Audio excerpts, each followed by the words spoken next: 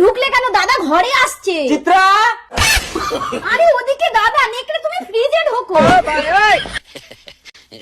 কি ব্যাপার চিত্রা, কখন থেকে ডাকছি, সারা দিচ্ছ না যে? দেখি ফ্রিজ থেকে এক বোতল ঠান্ডা জল দাও তো। না না, ফ্রিজে জল নেই, আমি অন্য জিনিস ঢুকিয়েছি। আরে ফ্রিজে কি উল্টো পাল্টা ঢুকিয়েছো, দেখি সরো। আমার বাপের বাড়ি থেকে ফ্রিজ দিয়েছি, আমি যা খুশি ঢুকাবো। ও, তোমার বাপের বাড়ির জিনিসে হাত দেওয়া যাবে না? না। তাহলে আমিও তোমার বাপের জিনিস, আমার যেখানে সেখানে হাত দেওয়া কি করে?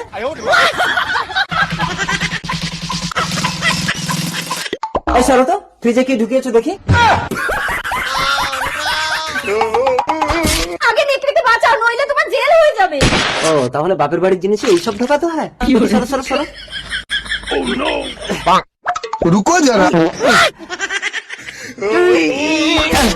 দেখি হাত ধরে টানো তো, দাঁড়াও, হবে না, এর পেছনে লাঠি ঢুকিয়ে সোজা করতে হবে। এই লাঠি পুরো এর পেছনে ঢুকিয়ে দিলে সোজা হয়ে যাবে।